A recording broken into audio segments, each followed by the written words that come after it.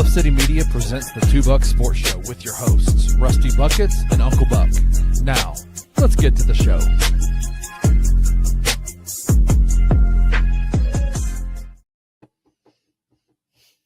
What's up, everybody? Welcome to your Friday edition of the Two Buck Sports Show, live at 11 a.m. on your lunch break. I finally have my guy, Drew Gann, a.k.a. Red Lobster, here hanging with me today. Kenny, you were great this week. I enjoyed it, man. But, Drew, it is nice to see your ugly mug back on the show. How are you, sir? I'm good. The sunburner's worn off. It left me as soon as I got back here to North Mississippi. Glad to be on the show. Got lots to talk about. Bad week to go on vacation, but it was a good week to be on vacation. You know, the weather was great. The water was great. The food was great. The company was pretty good.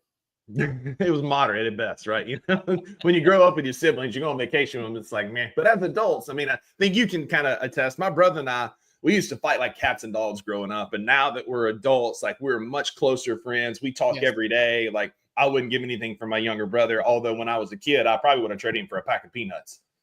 Yeah. Oh, at least a half pack. You know, I've got two sisters and two little sisters, and little sisters do nothing but spoil the fun when you're hanging out with your male cousins and y'all are running around with your shirts off and riding four-wheelers. But yeah, she's turned out to be a pretty decent tax-paying, law-abiding citizen. So yeah, and that's kind of where Clark is. Clark was the tattletale. He was the informant. I couldn't get away with anything. Like I vividly remember riding home on the school bus saying, look, Mom and Dad don't need to know that I got in detention for talking during class today. You don't have to tell him. He's like, I promise I won't tell him. The sliding glass door hadn't even like cleared the locking mechanism yet. Mom, Rusty got detention. I was like, jerk. Yeah. But anyway, so every Friday we start our show with our Bucks Big Three, and this one is near and dear to our hearts. This is one that is probably the most important Bucks Big Three we've done to date, Drew, and I would even say it might be the most important one we ever do. Sorry.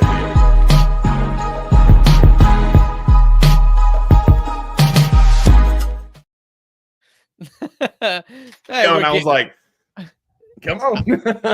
Oh, that's funny. Yeah, so segment number one on our Friday show is a new segment. This is the second time I believe that we've ever done it because I did not do it last week when Rusty was gone. So this is our Bucks Big Three. But before I tell you about that, we are the Two Bucks. We're on Bluff City Media.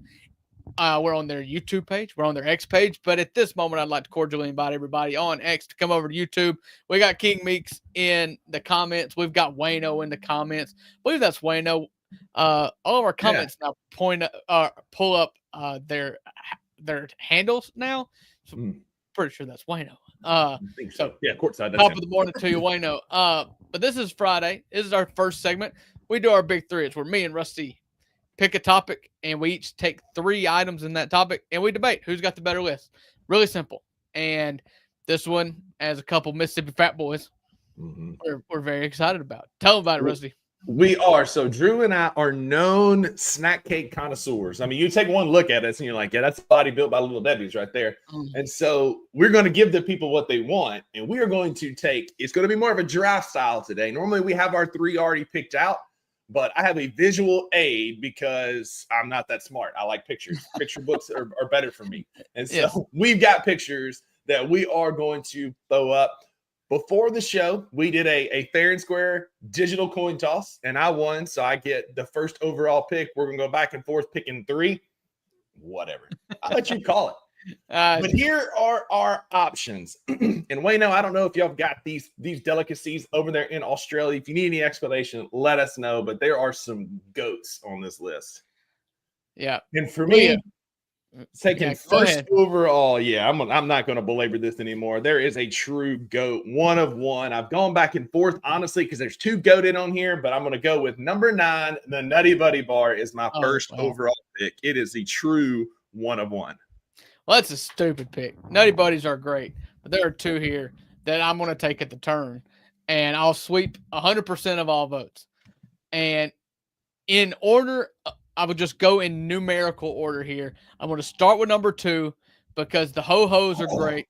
Ho-hos are great. You can even unroll them and make it last even longer. They are a little messy and they're hard to eat in the car. But a little hack with a ho-ho or a Oh Swiss my cake roll God. is you stick them in the freezer and they are amazing. That is the most disgusting first overall pick you could have won. When I was in high school, my art teacher Best. sold these, and she had one at the bottom of her desk drawer, and I was like, fine, I'll take it, whatever. I gave her my $1, and I went back to my desk. It was Drew. It was like 6 years expired, and when I bit into it, it just turned to dust in my mouth, and it was just like, don't let that bad experience turn you off to Swiss I've cake. tried them since then, and they're nasty, man. Absolutely, you're like you're picking the ones like to win, right? Not picking the worst. No, you're stupid. You're stupid. Good this is Lord. worse than. I hope this next one gets better. Okay, well it is because it's an oatmeal cream pie. The elite, going to be my the next elite one. snack cake. A Swiss cake roll is not a snack cake, but an oatmeal pie is the best snack cake there is. Yeah. Close. Agreed. Oatmeal cream pie. It was going between it and Nutty Buddy Bar. I went Nutty Buddy Bar because of the nostalgia. My dad and I used to eat these going out to the deer stand in the morning with a Coke before we'd go sit in a stand together. And so like there's an element of nostalgia there, but oatmeal cream pies is a phenomenal choice. So that was gonna be my next one. So I get to wrap up my choices here, and the world is mine. So I'm gonna go number 7, the cupcakes, because the cupcakes are goated. Those are also really good. Yeah. Not quite oatmeal cream pie Nutty Buddy. There's definitely a tier here, right? Because we got oatmeal cream pie Nutty Buddy, and then there's a large drop off for the rest. It's the only thing that Hostess does better than Little Debbie is a ding dong is 100 times better than number 7. Fair. That's a fair assertion. Go ahead. Take the less favorite stepbrother. Yeah. I guess my last one here. I'm between 2, but I'm gonna go. They're in the same vein as our favorite Little Debbie snack cakes, the Christmas tree cakes, and I'm gonna go zebra cakes for my last one. You got the January through November Christmas tree cakes. They're called zebra cakes. They taste a little different. They're not quite as good, but they are still good. Okay, well then I'll leave number 8, and I'm taking number 8. A honey bun is the best, but I'll tell you, a honey bun out of the package, out of the box, is not that great. You nuke that thing for 15 seconds. Yes, sir. It's like a Krispy Kreme donut, man. You can't. A lightly warmed honey bun is the solid choice. See, Jared is a ball knower here. He said with the other 7 on the board, 2, the Swiss rolls is a wild first pick, and Jared, obvious ball knower here. Yeah, Jared's stupid too. Hey, won't y'all just go call the hogs together, Rusty? No, I ain't going that far now. Go ahead. But good company to keep, the hog fan. Those will be on our social medias later today, and I want the people to affirm that my choices here and that the ho-hos are a terrible first overall pick. I'm gonna put that caveat that Drew took this first, by the way. And they're great. They are great. Shut up. Awful. They are not awful. Anyway, before we get too far off in our basketball talk today, I do want to talk to you about Ounce of Hope. OunceofHope.com, code Bluff City, all one word, gets you 15% off your first order.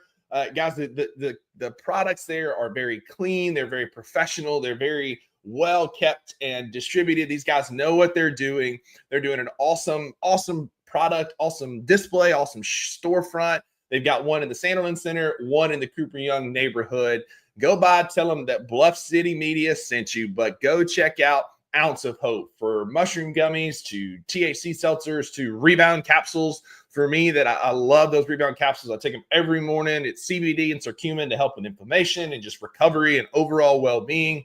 Can't say enough about Ounce of Hope. The other thing, Kenny and I are setting up, we're going to go do some filming of some content at the farm, which is in South Memphis. Guys, agro-tourism is a real thing.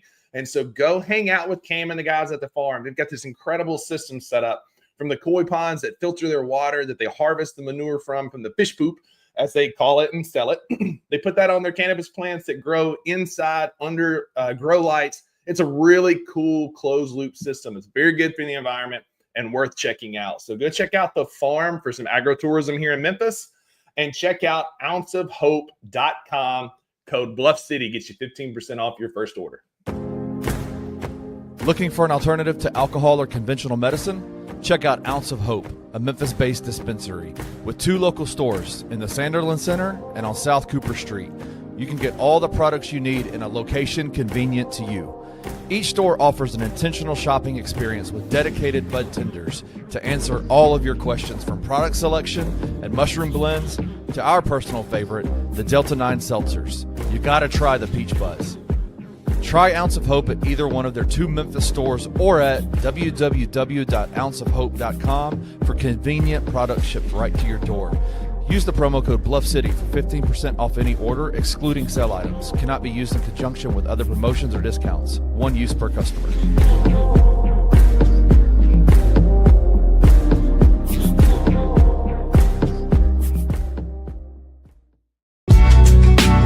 In the heart of the Highland Strip for 27 years, Trilogy Tattoo has helped tell stories for Memphians for generations. Located at 530 South Highland, Richie and his team are waiting to help you tell yours. From tattoos to piercings, your body art should be as unique as you are.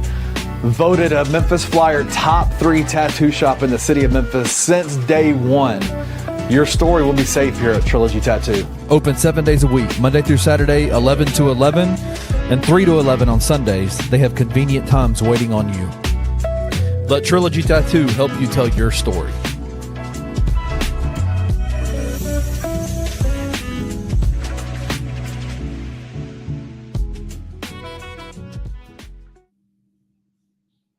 Nothing like the smooth jazz and smooth voice of Kenny Stubblefield to get you through a commercial break.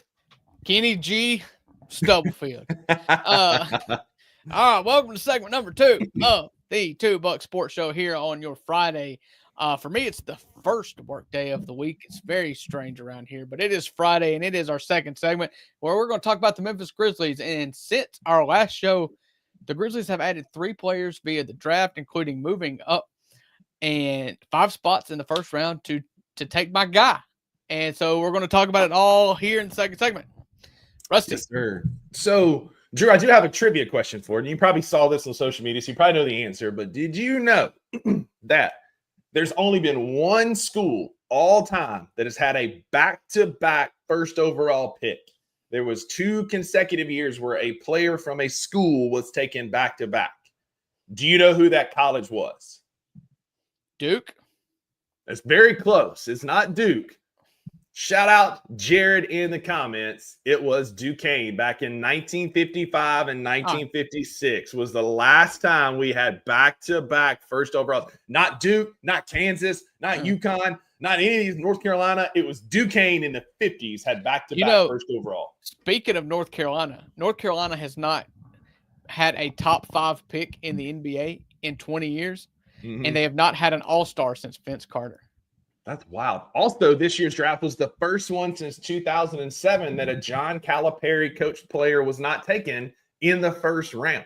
So almost 20 years without a Calipari product being in the first round. So it was a year of firsts, including the first first overall pick since 1977. And so it's a lot of unique firsts. White American, excuse me. Since 1977. And so just a year of a lot of firsts, Drew. And I think, like, kind of looking at the draft at large before we zero in on Cedric Coward and the other guys, because the more I've done some research this morning about our second round picks, I get it. They're second round picks. There's some potential there. But I think Cooper Flagg was probably one of the most obvious first overall picks that we've had in a while. And I think, like, that guy is going to be special. Any other thoughts about the first 5 picks that kind of stood out to you? Yeah, I love what the Utah Jazz did. That was a rage pick. A rage pick. No, that was the smart. You got a top 3 talent at the 5th pick. And how many? You've got to have some stones to take him after he publicly says, I don't want to go there. But what Utah did is just pick the next best player in the draft. And I loved it. Ace Bailey's great. Yes, is there things that you wish you could change about him? But typically, anything that you're just like, you don't like about Ace Bailey, you can attribute it to being young and dumb and very impressionable to the people around you. Take Ace Bailey. He's the best player left in the draft. And then I loved trading up to get Walter Clayton. And it also feels to me like maybe you can make some guards available in trade. So Colin Sexton, come on down. Yeah, so there's several that are going to be available. He's one that we're going to talk about here in a little bit. But yeah, I mean, it felt like Danny Ainge just stood on business and said, we're going to get a top 3 talent. Felt like Con Knippel was going to fall to him at Utah. He didn't get him, so he went after Ace Bailey. And if Ace Bailey shows up on Monday, then I think it's going to be a phenomenal pick. Oh, Ace You've Bailey also will got- show up on Monday. Because you know what his alternative is? Going and playing in Australia. Yeah, no offense, Wayno. Yeah. I mean, I think Wayno watches American basketball in Australia. Yeah, I think knows. he understands. But we're sitting there, we're watching the draft. It's kind of unfolding. We're about 5 picks away from the Grizzlies picking, and then all of a sudden, we get a Shams notification, a Sham wow, as we said once upon a time on our trade. on here? No, do we still have the button? If we have the button, hit it. I don't think we do. I think I cleaned it up. But we got our first Shams notification involving the Memphis Grizzlies making a trade, and we traded up 5 spots, giving up the 16 pick that we acquired from Orlando, a 2028 first-round pick, and then 2 seconds to move up with Portland to acquire Cedric Coward, whose name has been skyrocketing up boards and draft boards and people's awareness for the last couple of weeks. Drew, the measurements are there, the intangibles are there. I think my favorite thing about him, we'll get into the measurements and some of his slash lines are incredible, but just the more this kid talks and the more his story comes out, I think we got one of the highest character, hardworking dudes that was available in the draft. And you give me a guy with that kind of a work ethic and that kind of an attitude, Drew, and I will build a team with guys like that. Yeah. So the first time I heard Cedric Coward was mentioned on a podcast, and they didn't even talk about his play, and that was the first impression that he leaves a lot of people with. And I think it's one of the main reasons why he did skyrocket up. It's just because of how good of an interview he is, how good of a person he is. He's the kind of person that you trust and achieving the ceiling that is their athletic ability, because achieving your ceiling is mental as much as more than it is physical, God-given attributes. But then when I saw, the name and it's like, okay, he's a great interview. He's a good kid. I started looking at highlights and started kind of just Twitter searching his name. And what really sold me on it was just looking at the frame of him. So if you just look at what he is, with the broad shoulders, he looked like Kawhi to me. Broad-shouldered, long arms, really solid mid-range game, really good three-point shooting form. And every single person that I read, I was looking at mock drafts and then reading the little clips. But I only saw one article, and I didn't even read it. I saw one article that was just about him, but every mock draft article I looked at, I searched for what that person said about Cedric Coward, and every person was like, I love him. It was the most unanimously loved person in the draft that I can remember that didn't go number 1. And so you look, what I did is I just looked at the frame that this dude was built on, what few highlights we had from lower levels, and then just said, can the guy mentally reach his ceiling? And it's like, I can promise you, whatever Cedric Coward's peak is, that guy's going to find it. Yeah. And then I was just blown away even further once they drafted him. And then Cedric Coward hit the algorithm. And I started seeing everything Cedric Coward. It even went a step further, the praise and projections of Cedric Coward. I'm blown away. Same. It. So the Kawhi Leonard comps are absolutely there. He's a slender 6'6" frame with massive hands coming out of college, much like Kawhi was. They say he's got the Michael Jordan mentality, just that killer instinct. He's going to wear number 23 for the Grizzlies as well. He's wore 23 since high school. And so following in that vein, I'm here for it. Drew, this has been talked about ad nauseum at this point, but it can't be stressed enough that there are players, the players in recent drafts taken with a 7'2" wingspan or bigger in the first round are Pascal Siakam, OG Anunoby, Mikal Bridges, PJ Washington, Rui, Scotty Barnes, Jalen Williams. There are so many dudes that are NBA players with those measurables. Now, wingspan doesn't matter a ton if you don't have some of the other things that come with it. And Cedric Coward is athletic. He's quick. He had a almost 70% true shooting form in college, Drew. That is just insane. And he started at Division III and had to work his way up. Drew, he had to pay to play basketball his first years in college. And That's the kind of attitude and mentality that I want on this team. We talked all year about our team being a bit soft and front runners and needing somebody that's just got an edge. And that's what we got in Cedric Coward, I believe. Yeah, I mean, that guy paid $25,000. He paid more than what me and you paid for undergrad in an SEC school to go play 1 year of college basketball at a D3 level. And D3, they don't have athletic scholarships. That's why he had to pay. He believed in himself enough, and he worked his way up. And I love him. And we talked about Ace Bailey and how you can argue that he had the worst approach to interviewing for teams and working out. And that approach was you don't interview or work out at all for any team, and you just be a big mystery.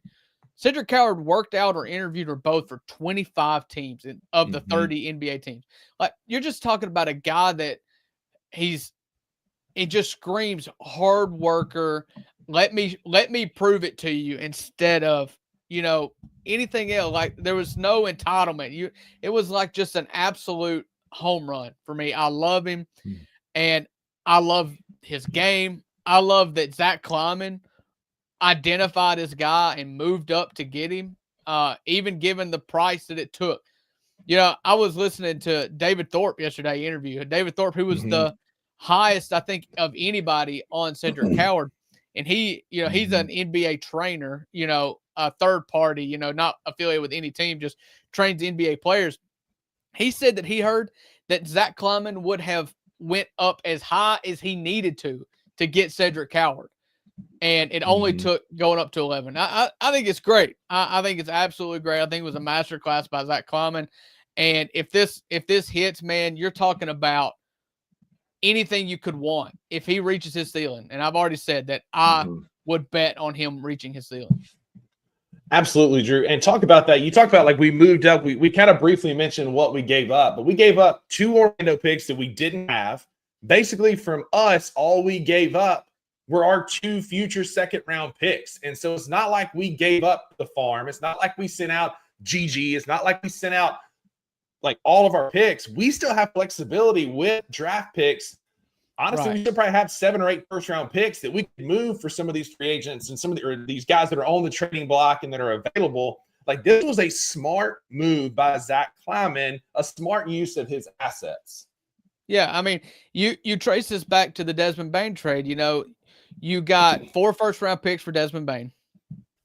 And so you taken those 4 first-round picks, and you had all of your own first-round picks, except for this year's, the draft that we just completed. And so you took a half of those, although I don't like saying that we gave up 2 first-round picks. We swapped first-round picks with Portland.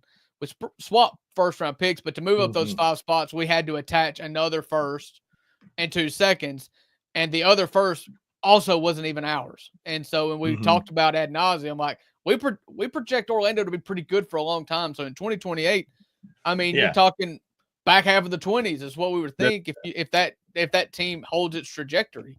So I love it. I love it. Not too much, and you've still got all your own picks, and you've got 2 more of the picks from Orlando that you can go and maintain everybody's favorite word, flexibility, going forward and go build around this roster. He shot better at the rim than Zach Edey did. Like, he had great rim finishing percentages. He blocks his true shooting. Again, you can tell the guy's shooting mechanics are there with his free throw percentage. And he shot 90% across his college career. He shot 40% from 3 and almost 56% from the field. I mean, the guy is just athletic. He's uber smart when it comes to basketball, and he just plays with a motor that is hard to beat. And like, you give me, that's a lot of green here, Drew. Yeah, there's some defensive stuff there, but they say he is just an effort guy on both ends of the floor. And again, it's a small sample size against higher competition, but like, this gives me a lot of positivity heading in. And I'm just like some guys in the comments, man, like, seeing, like, listening to that Thorpe interview, listening to Mike Wallace talk about him on the Gary Parrish show, like, I was hyperventilating as well, watching and listening about this guy we just drafted. Yeah. Yeah. We don't always plug other media companies' interviews, but I'm telling you, if you get in a room by yourself, put on that David Thorpe interview on the Chris Vernon show yesterday, and you will be having bad thoughts by the end of it. Yeah. I mean, it's absolutely amazing. Edward asked here, is he 50, 40, 90 capable? Yes. Yes, he Absolutely. is. Because, Absolutely. and one of the things I'll steal from Thorpe here, like he shot 72% on 2-point baskets. So either he is the greatest shooter of all time, or he's extremely smart at his shot selection. And that's what he is. He says that he is extremely smart, crafty at getting to shots, taking open shots, and not forcing things. You look at Ace Bailey, his biggest detractor is that he's a shot chucker. This was not him. Even at the level of play he was playing at, where he was obviously the best player on the court, he did not chuck shots. And pertaining to his 3-point numbers, David Thorpe said that he has the best shooting form from any 21-year-old non-NBA player that he's ever seen.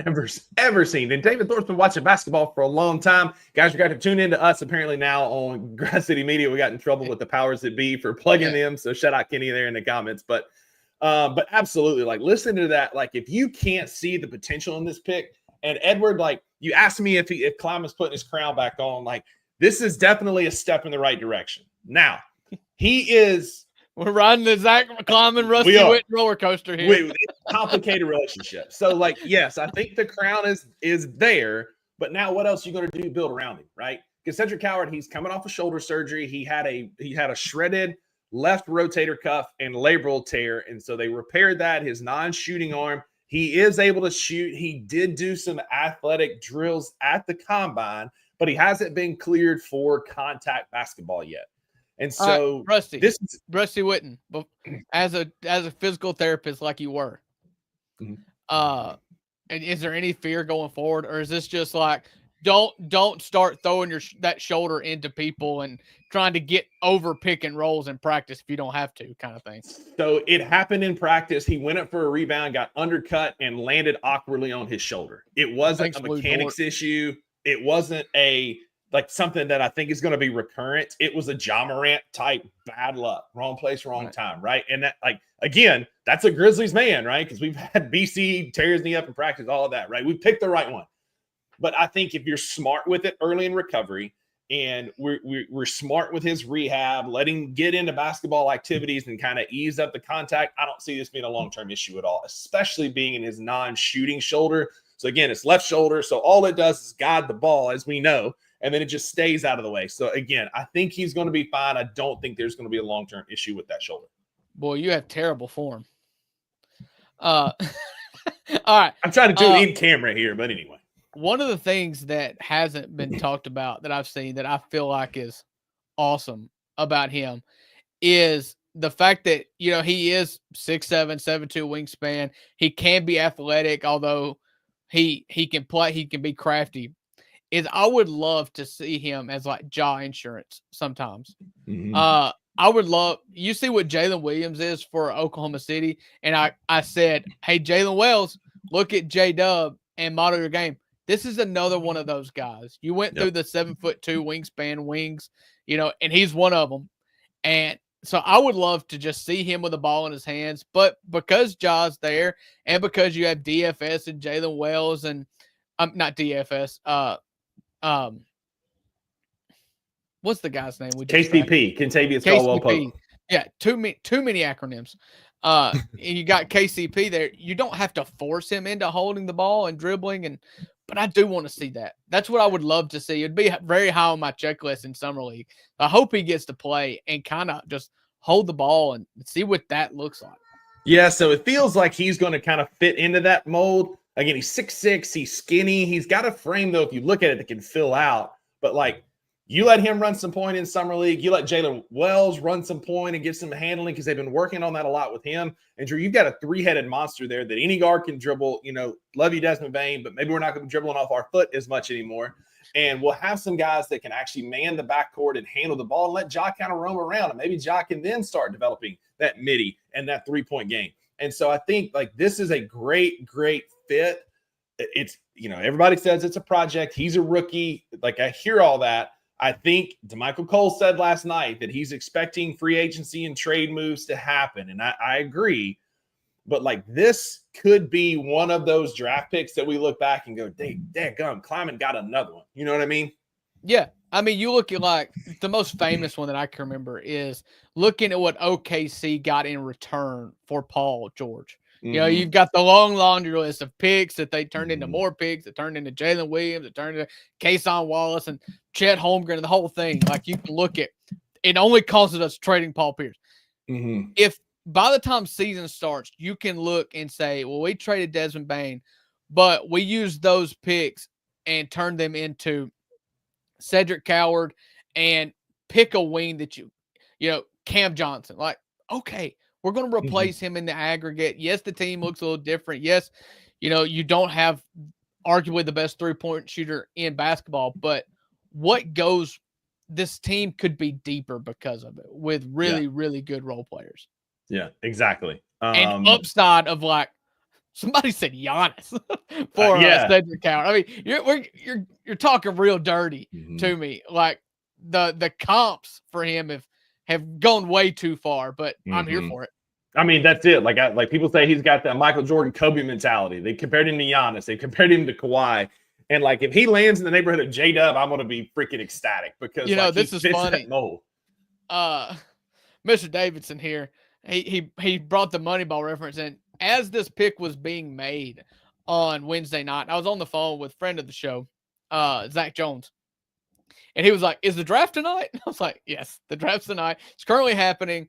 And oh my goodness, we just traded up to take Cedric Coward. And he's like, well, what do you think? And I was like, well, you know the Moneyball reference? It's like, yeah, so the guy's 6'7", 7'2" wingspan, seems to shoot the ball from three pretty well, shoots the ball from two really well, seems to be defend. His only downside is he's only played 6 games of Division I basketball. Like that's who we got, and I'm in love. Yeah, exactly. And yes, I think that it's very unlikely that Cedric Coward plays in Summer League. Maybe he catches a little run at the very end. And personally, going back to putting on my PT hat, I would like to see him wait to fall camp, truly. But I would just to let that shoulder heal. Like, I want to see him play, but to let the shoulder heal as much as he can, and knowing the Grizzlies will be conservative. 7 months? 7 months isn't long enough for a rotator cuff? No, rotator cuffs can be a year-long process if not properly managed, for sure. And I mean, in a heartbeat. And so, but yeah, we weren't the only ones that love Cedric Coward. Y'all be on the lookout for a very special edition of the 2 Buck Sports Show coming out this weekend. Y'all all saw the video on the Anthony Sane show, on another network that we won't name here, of the guy who was just gloating and taking a victory lap about Cedric Coward. We've got him. Yeah, the Portland guy on Twitter, the Portland guy, handsome and young, at Drew Selmer is his handle. Y'all go follow him because he's going to be on a very special weekend edition of the 2 Buck Sports Show this weekend. And I can't wait to talk about him. The roller coaster of emotions we saw, his love for Cedric Coward and what turned him on it. Like, I can't wait. I cannot wait to talk to this cat. So y'all be on the lookout for that dropping this weekend. We're excited to have Drew on the show. But Drew, we did draft a couple other players over the week. We got a Ja Morant type clone, I guess, and same build, frame, and play style, attacking and handles, and not a great shooter. Not making that comparison that they're the same player. But Javon Small from West Virginia, point guard, 6'1", 190. And again, ranks very high in athleticism, defense, quickness, leadership. A lot of people are saying that he could be a good kind of jaw like relief that plays similarly. I don't know a ton about the kid. I know he plays hard from what I've read. We got Diet Ja Morant from Edward in the comments. I do like that. That's pretty good. But Drew, I think that this could be a draft and stash 2-way type player that might can help us in some spots. Yeah. Listen, after the first round was completed of the NBA draft on Wednesday night, and a trade wasn't made going into Thursday night's round 2, I just kind of figured we were either taking 2 second-round picks or we were just going to trade them for cash and another second-round pick down the road or whatever. But best case scenario is we just, whatever, take 2 picks. And so what it seemed to me with Diet Ja Morant, what's his name, Javon Small. And the guy from Tennessee is that they identified a need in this locker room, and it wasn't necessarily even basketball related. Is they just went and got 2 Bulldogs. I love anybody that comes out of that West Virginia system because I think they're still doing Bob Huggins things down there, minus the racism. Where they're just tenacious after it at all times. Both of these guys are really good defenders. Both of them struggle on the offensive side of the ball and shoot as far as shooting goes anyways. And so I love drafting the mindset. Put these guys in practice, tell them like, hey, go try to put your hands on as many basketballs as you can and just try to cultivate an environment of just straight up West Virginia competition. Like I love that. And do these guys turn anything into anything? I don't know. Kleiman's got a really good track record in second round picks, but this felt less like solid basketball and more like we're just getting some animals. He was the Mountaineer. So Diet Mountain Josh, shout out Maggie who loves some Diet Dew as well. Like that. That's amazing. That's the nickname is DMJ, Diet Mountain Ja. You heard it here first on the Two Buck Sports Show. Say again? Who's Poppy Poiple? I don't know. They changed all Identify your real names in here. Yes, in here because I know we know who you are. I think you've been in the comments many times, and it's just like now that we've got the username instead of your name. Like I'm like Wayno. I'm like old man yells at clouds, like he was earlier. But Drew, yeah, again, the Meshack kid from Tennessee will probably not see the floor a ton, but if you give me guys that are going to push us in practice and have that dog-like mentality. Devin Walker of another local Memphis sports media company that we're not going to name here tweeted out Tony Allen's picture with this guy and like just that kind of mentality and edge. I mean, he averaged like 6 points or 4.6 points a game, but he averaged right at 2 steals per game in college. Just a relentless defender. Some are saying this could be what we thought Vince was going to be, just that weirdo, that psycho, that crazy defender that you can put out there and he is going to call MLG and W and get your water cut off like TA of old. And again, Drew, we identified that we lacked toughness and defensive effort, and we went and fixed that. Yeah. The Meshack guy, Jonathan Cavoni came out and said he's probably the best defender in the whole draft. We got him at 59. Mr. Irrelevant because there was not 60 picks in this year's draft. So I like it. I like it just because it's about culture. And, if Jemai Meshack, who is actually the best defender in the draft, if you could just teach him to hit corner threes, then he's going to play in the NBA for a long time. You look at Lou Dort, if he can have a serviceable 3-point shot, then I'd love to have it. And God help all the Tennessee Vols fans that are still mad over not taking Dalton Connect. You finally got Jemai Meshack. You're welcome. Okay? All right. You're welcome. Vols. Yeah. I like this pick. I like this dude a lot, man. And again, if it salves some of the wounds, whatever. But like this guy is the Lou Dort. If he could be Lou Dort that just goes out there and is a bully and hits threes, then we found a gem as the last pick for sure. Yeah. Drew, we got a couple of players that have been announced that are on the trading block as we wrap up our NBA talk for today. There are 3 names that I want to pitch to you today. We've already talked about one of them in the group chat, but I want to hear what you have to say because what you said in the group chat about made me wreck when it popped up on my watch. And that first name is Nick Richards from the Phoenix Suns is being shopped, as well as Bol. So I'm going to throw two at you. And 2 Phoenix guys that are kind of on the outs now that they have multiple Charlotte bigs on the roster. They drafted a kid from Duke. What are your thoughts on Nick Richards and or Bol? This made me funny. My name is Purple Nurple. Just say it with a New York accent. And I'm like, okay, Purple Nurple. Gotcha. I totally get the pronunciation now. That's it. Purple Nurple.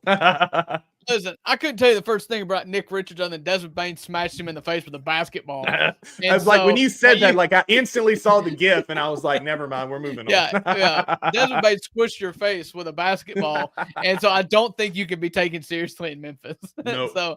And listen, I don't know what is Phoenix doing. Also, it's like I don't know how you trade for Mark Williams from Charlotte and then not even 5 minutes later have the best big man in the draft fall to you at 9 and you end up with Kaman Malawak.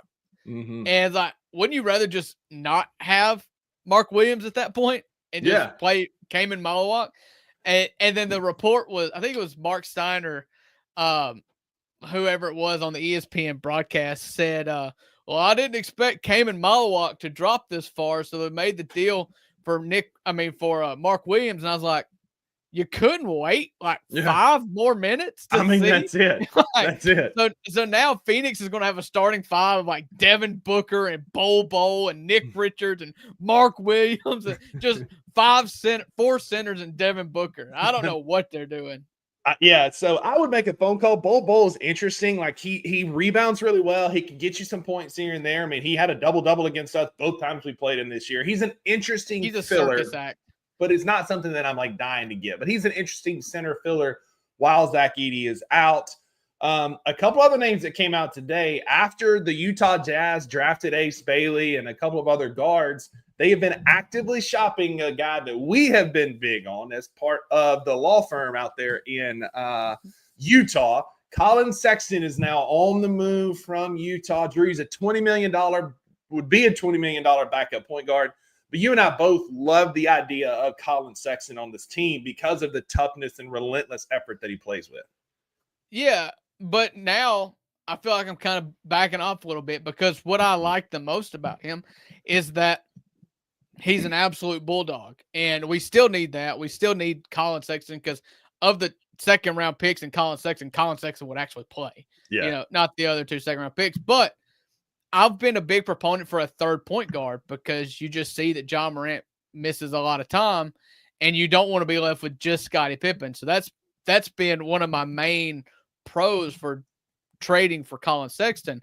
However, now that we've got Cedric Coward and I want to develop Jalen Wells into a more of a 2 guard than a wing, I just kind of see what you got with Cedric Coward now, I think. Yeah. Would I say no to a Colin Sexton trade? Absolutely not. But when it comes to just filling the point guard role, if and when John Morant misses time, I'm pretty cool with just seeing what you've got out of Coward and Jalen Wells. I mean, they won't dribble the ball off their foot as much as Dez did. That, and we've seen Scottie Pippen Jr., who's, remind you, is on a $2.7 million contract next year, is a good serviceable point guard, and he rose to the occasion against the Thunder. So like him filling in that starting point guard role when Ja is out works for me at a much cheaper deal when we have bigger needs than another point guard, I've just gotten all hot and bothered over Cedric Coward and Jalen Wells over again because of what Oklahoma City did. You see how big and athletic they are, and I want so bad for one of them to turn into Jalen Williams, and I think they both have the size and the shooting to do it. We just got to get them the reps to do it, and because you can tell, like Jalen Wells last year, his shot was pure, but you could tell it hasn't been in NBA games very long. And so you got, get him some more reps, be patient with Cedric Coward because, again, the shot is there. And I agree with you and Edward earlier, like 50, 40, 90 is well within his reach. And so we can be patient with him like Oklahoma City was with J-Dub. Drew, we could have 2 J-Dubs, and all of a sudden we're in the same conversation as Oklahoma City without having to go and send out a bunch of players to bring in a monster contract. Yeah. And I will admit, I've been swayed a lot by listening to Thorpe as well. And we used to hear a lot more from him, but I've always kept up with him and read his work. And one of the things that he said yesterday is something that I've seen him say a lot, is that it takes years to be good at dribbling in the NBA. Sure. And so it's kind of makes me feel less upset at Desmond Bane for not being able to figure it out, like not dribble the ball off his foot as much. But also it's encouraged me to be more like, just let him go. Let him figure it out. This team has obviously gotten younger. You've got a guy that I believe that the front office in Cedric Coward thinks is a cornerstone of this franchise now. So I am inclined to just let him figure it out. Yeah, agreed. And lastly, the last name that dropped today that was of interest to me, he's one of the few Villanova players who has not played for the New York Knicks. And Shams floated out Cam Whitmore as a potential trade target out of Houston. Drew, a former first-round pick, The intangibles are there. He shoots 36% from three, right at 45% from the floor. I mean, the guy has some character, some tools there you would like to see. Is Cam Whitmore somebody you would want to entertain as a trade target? Sure. He is an offensive dynamo when he's on. Like, he's a very offensively minded player. I like him. I'm kind of with Kendarius here in the comments. Like, I do want wings, but the number one priority right now is to get a center. We need a center. Mm-hmm. I'm very much in the camp to, like, you don't want Zach Edey to be your only guy. And I know I'm harsh on that, but that's just my take. But even for the people who love Zach Edey, we realize that Zach Edey is going to be missing a little bit, a chunk of the season. And like you just need somebody else. You even the most ardent Zach Edey guy like Rusty is, I think you would admit that you need a really good backup center. We do, and that's why a guy like Larry Nance Jr. would be very appealing to me, because you could probably get him on a vet min, or Clint Capella is another name that's out there. Like, these guys you can go get for a reasonable price, that if, let's just say, like, the stars align and we keep Brandon Clark and he comes back and he's awesome, Zach Edey comes back and he's awesome, well, now you got a center that somebody's going to need at the trade deadline. And so a guy like that could very easily be moved if we needed to at the deadline, while making us a better basketball team. Well, Drew, what in the world? Sorry, a spider. Just smashed him with my backpack, though. Well, it's a great way to end the show as we head out into the weekend, because you always get what you pay for here. But, Drew, anything going on this weekend? Anything fun that you're doing besides our interview? Lord, I hope not. We just got back from the beach. We need to do some laundry and just have some home time. That's what I'm hoping that this weekend is for me. What about you? Maggie's working. I'm starting real estate school. I'm going to do that kind of as a filler, just to try and maybe change directions after my job was downsized a couple of weeks ago. So looking forward to getting that going. I've got some interviews this afternoon, so T's and P's would be appreciated for you, boy. But otherwise, I'm staying in, out of the heat, because it is the front porch of hell in Memphis, Tennessee right now. That's for sure. But it ain't no joke. Do not go outside without some sunscreen on. Let me tell you something. Some sunscreen goes a long way. Uncle Buck is still glowing, and not because he gets to see me, but because he has been just coming back from the beach. So, but guys, thank you. I appreciate the encouragement in the comments, man. Thank y'all very much. It means a lot. Y'all having my back. I appreciate that. I'm excited. I think it's a good opportunity. It's something fun, something I've always wanted to do, and some big things coming for Buckets here on the show. So I appreciate it. Wow. Thanks, Drew, for that one. Hey, I appreciate it. Listen, y'all have a great weekend. Go be a friend to somebody who needs a friend. And Drew, as always, there are no refunds for what you heard today. That's right. 'Cause with the $2, you always get what you pay for. Everybody have a good weekend, and we'll see you back on Monday. Thank you for tuning into this episode of the $2 Sports Show. If you enjoyed this episode, subscribe to Bluff City Media's YouTube page, like this video, and leave a comment. We will see you back here in a few days.